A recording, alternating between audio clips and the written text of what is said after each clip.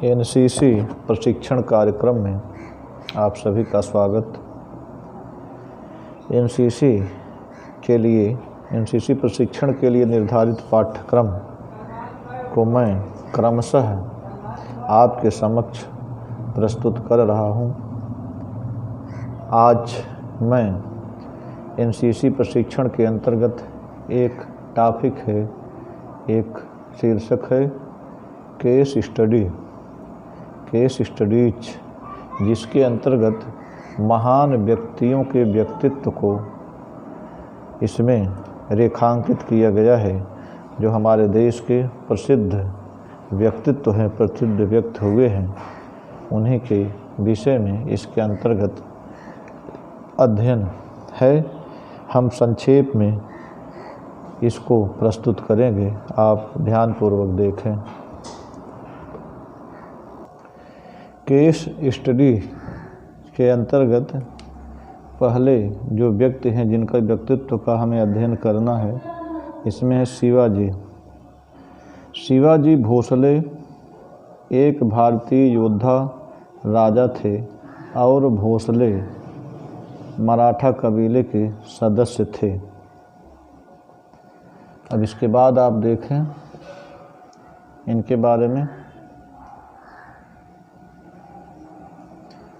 कहते हैं प्रारंभिक जीवन इनका कैसे, तो शिवाजी का जन्म पुणे जिले में जुन्नार शहर के पास शिवनेरी के पहाड़ी किले में हुआ था। शिवनेरी के एक पहाड़ी किले में हुआ था, पुणे में। महाराष्ट्र सरकार इनके जन्मदिन 19 फरवरी को शिवाजी जयंती का राजकीय अवकाश घोषित किया है। इसके बाद ये शिवाजी के पिता शाहजी भोसले मराठा जनरल थे, जिन्होंने डेक्कन सल्तनतों की सेवा की थी। उनकी शिवाजी की मां सिंधु खेड़के लखूजी जाधव राव की बेटी जीजाबाई थी, जो देवगिरी के यादव शाही परिवार से संबद्ध थी। शाहजी भोसले जो शिवाजी के पिता थे के पास छोटी सेना होने के बावजूद भी उन्होंने पुणे को अपनी जागीर बना कर रखा था। जो मुग़ल सत्ता थी उसका अपने आप को उससे अलग एक पृथक जागीर बनाकर इस पुणे को रखा था। अब शिवाजी के राज्याभिषेक के विषय में जानें।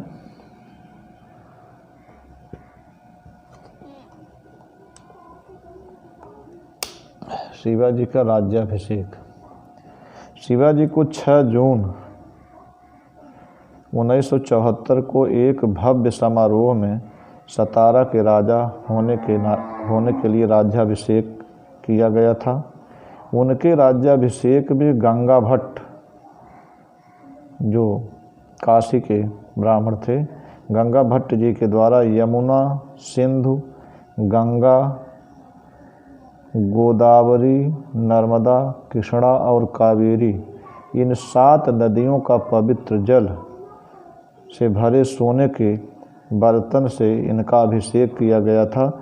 और इनके अभिषेक के समय वैदिक मंत्रोच्चार के साथ राज्याभिषेक किया गया था।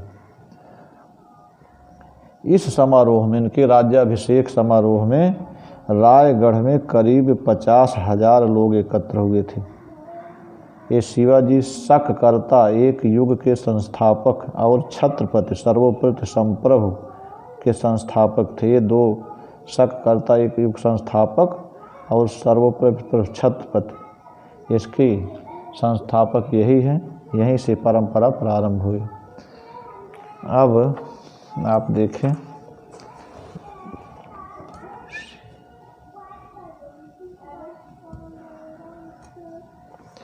सोलह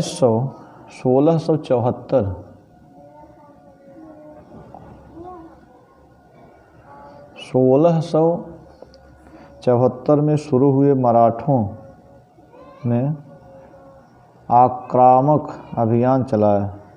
1674 मराठों ने आक्रामक अभियान चलाया। खंडेश, बीजापुरी, पोंडा, करवर, कोल्हापुर को अपने साम्राज्य में मिला लिया मराठों ने। और एक बात और शिवाजी के साथ विशेष थी कि 1677 में शिवाजी ने एक महीने के लिए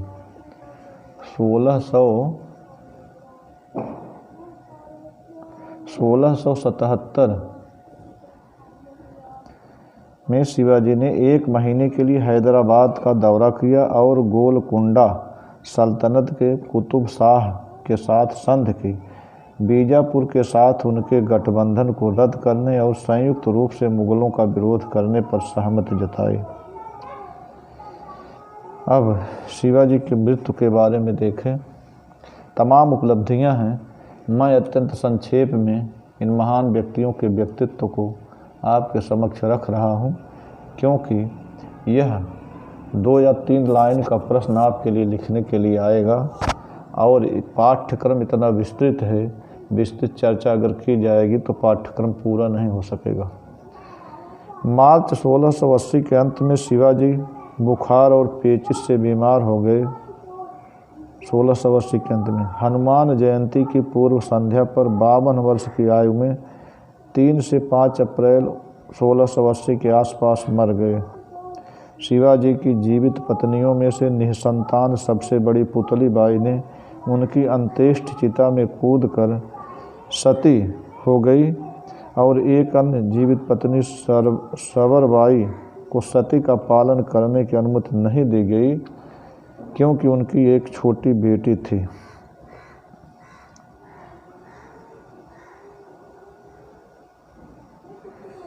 यही उसके बाद शिवाजी के बेटों ने उनके सल्तनत को, उनके सत्ता को आगे बढ़ाया। अब आप केस स्टडी के अंतर्गत दूसरे महान व्यक्तित्व को जानें।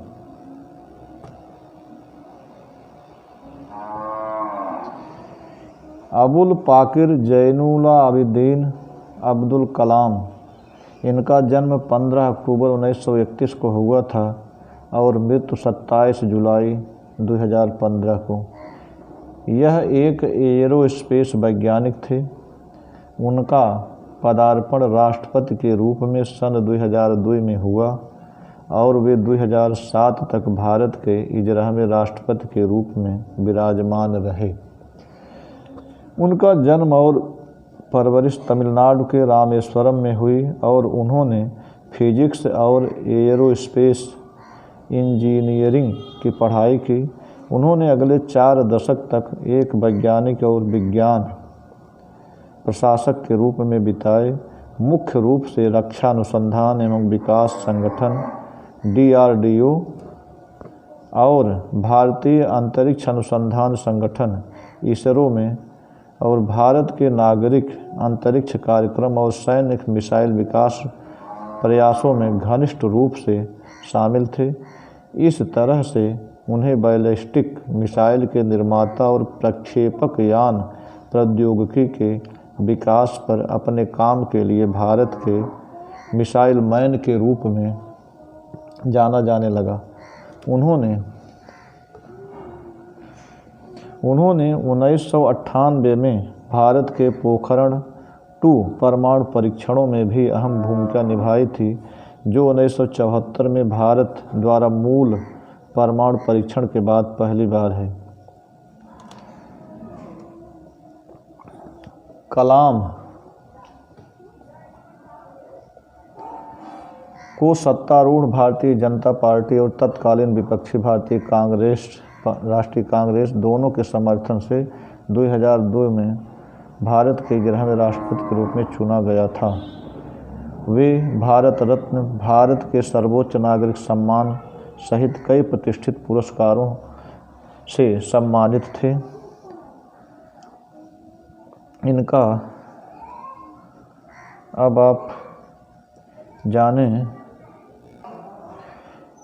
इनकी मृत्यु 27 जुलाई 2015 को कलाम ने Indian institute of management Shillong में एक रहने योग्य गृह पृथ्वी का निर्माण पर व्याख्यान देने के लिए शिलांग की यात्रा की। वहीं करीब 6:35 बजे अपने व्याख्यान में केवल 5 मिनट के बाद वे गिर गए और उन्हें 7 इंस्टीट्यूट केयर यूनिट में रखने के बावजूद कलाम के 7:45 बजे अचानक हृदयगत रुकने की पुष्टि हुई। मैंने कुल मिलाकर के 27 जुलाई 2015 को 7:45 पर इनका देहांत शिलांग में हो गया। कलाम साहब की मृत्यु 27 जुलाई 2015 को कलाम ने Indian institute of management Shillong में एक रहने योग्य ग्रह पृथ्वी का निर्माण इस विषय पर व्याख्यान देने के लिए शिलांग की यात्रा की। करीब 6:35 पर अपने व्याख्यान में केवल 5 मिनट के बाद वे गिर गए और उन्हें इंस्टीट्यूट केयर यूनिट में रखे जाने के बावजूद कलाम साहब को 7:45 पर हृदयगत रुकने की पुष्टि की गई, अर्थात 7:45 बजे 27 जुलाई 2015 को सायं 7:45 पर उनकी मृत्यु की पुष्टि की गई। अब आप केस स्टडी एनसीसी सब्जेक्ट के अंतर्गत जो पाठ्यक्रम है उसके तीसरे महान व्यक्तित्व जो दीपा मलिक जी हैं इनको देखें।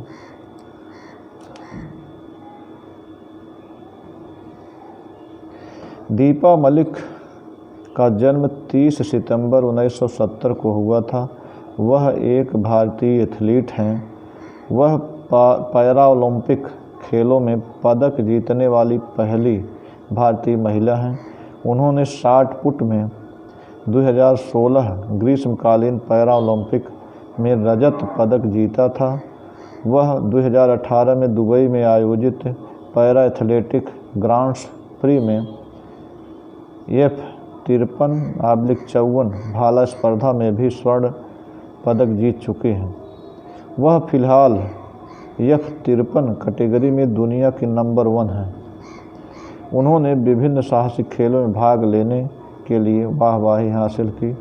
वह Himalayan motor sports association HMA और federation of motor sports clubs of India से जुड़ी हैं।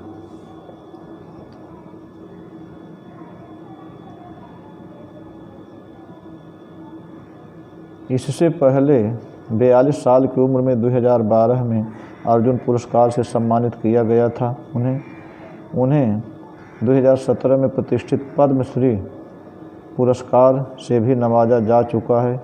उन्होंने एशियाई पैरा गेम्स 2018 में एक नया एशियाई रिकॉर्ड बनाया और लगातार 3 एशियाई पैरा खेलों 2010, 2014, 2018 में पदक जीतने वाली एकमात्र भारतीय महिला हैं। मलिक कर्नल विक्रम सिंह की पत्नी और कर्नल BK नागपाल की बेटी हैं। वह 2 बालिग बेटियों की मां भी हैं। अब आप केस स्टडी के अंतर्गत अगले महान व्यक्तित्व महाराणा प्रताप के विषय में जानें। महाराणा प्रताप के नाम से प्रसिद्ध प्रताप सिंह 9 मई 1540 ईस्वी में इनका जन्म हुआ था। 19 जनवरी 1597 में इनकी मृत्यु हुई थी। महाराणा प्रताप के नाम से प्रसिद्ध प्रताप सिंह आज के समय के राजस्थान में उत्तर पश्चिमी भारत में एक क्षेत्र मेवाड़ में हुआ था। इनका जन्म मेवाड़ में हुआ था, राजस्थान के मेवाड़ में, जो कि 13वां राजपूत राजा था। प्रारंभिक जीवन और राज्यारोहण। महाराणा प्रताप का जन्म एक राजपूत परिवार में हुआ था। उनके पिता का नाम उदय सिंह द्वितीय और माता का नाम जयवंता बाई था। वे मेवाड़ के शाही परिवार से ताल्लुक़ रखते थे, जिनका संबंध गुजरात के सौराष्ट्र के शाही परिवार से भी था। फिर 1572 में उदय सिंह की मृत्यु के बाद वे राजा बने, राणा प्रताप जी। जैसा कि आपने सुना, 1572 में उदय सिंह की मृत्यु के बाद राणा प्रताप राजा बने। अब आप देखें हल्दी घाटी की लड़ाई, जो राणा प्रताप के जीवन की सबसे बड़ी लड़ाई थी, इसको देखें। हल्दी घाटी की लड़ाई 18 जून 1576 को आमेर के मान सिंह आई के नेतृत्व में महाराणा प्रताप और अकबर की सेनाओं के बीच लड़ी गई थी, जिसका नेतृत्व मान सिंह के द्वारा किया गया था। मेवाड़ पर विजय के बावजूद मुगल महाराणा पर कब्जा करने में नाकाम रहे।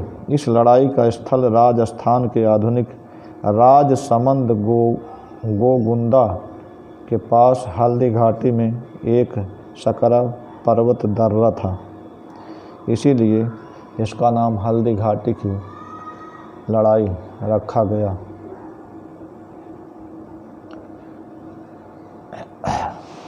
आप केस स्टडी के अंतर्गत अगले महान व्यक्तित्व रतन टाटा जी के विषय में जानें। रतन टाटा का जन्म 28 दिसंबर 1937 को बम्बई, अब मुंबई में हुआ था और वे नवल टाटा सूरत में जन्मे। वे नवल टाटा के बेटे हैं। उनकी जैविक मातृदादी समूह के संस्थापक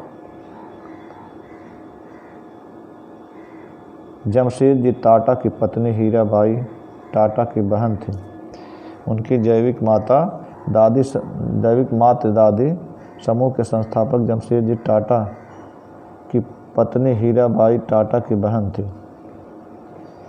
उनके जैविक पिता होरमुजी टाटा परिवार से ताल्लुक़ रखते थे, इसलिए रतन जन्म से टाटा थे। अब आप देखें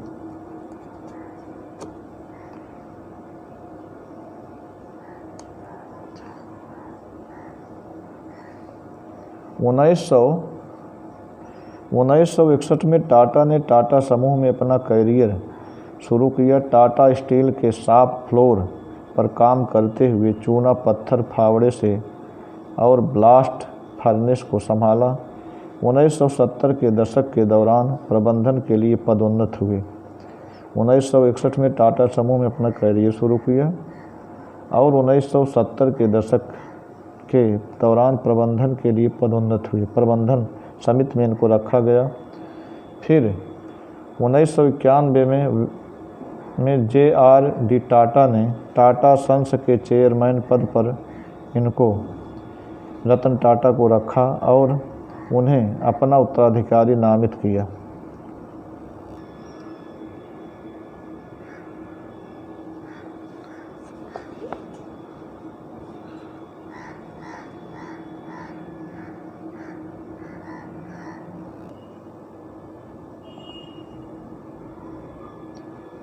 JR-D टाटा के तहत काम करने की स्वतंत्रता के कारण बहुत शक्तिशाली और प्रभावशाली व्यक्तित्व के रूप में उभरे थे। वह टाटा सन्स के अंतरिम चेयरमैन थे। वह टाटा समूह की होल्डिंग कंपनी टाटा सन्स में 66% की संयुक्त हिस्सेदारी के साथ मुख्य 2 Tata trust, sir Dorabji Tata trust और सर रतन टाटा ट्रस्ट और उनके सहयोगी ट्रस्टों के प्रमुख बने हुए हैं इस समय भी। अब देखें, रतन टाटा को 2000 में पद्म भूषण और 2008 में पद्म विभूषण भारत सरकार द्वारा सम्मानित किया गया। तीसरा और दूसरा सर्वोच्च नागरिक सम्मान मिला था इनको। अब आप अगले महान व्यक्तित्व के अंतर्गत देखें किरण मजूमदार शाह। किरण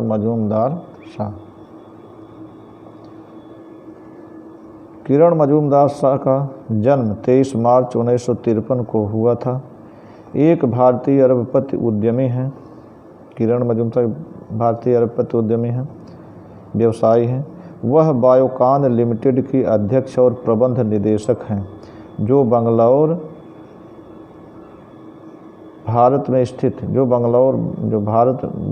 में स्थित एक जैव प्रौद्योगिकी कंपनी है और भारतीय प्रबंधन संस्थान बंगलौर की अध्यक्ष भी किरण मजूमदार हैं। वह बिजनेस लिस्ट में फाइनेंशियल टाइम्स की टॉप 50 महिलाओं पर हैं।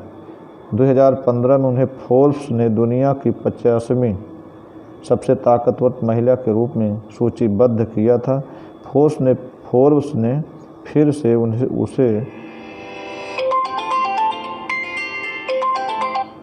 उसे 2016 और 2017 में सूचीबद्ध किया। दुनिया की सबसे शक्तिशाली महिलाएं क्रमशः 77वें और 71वें स्थान पर हैं।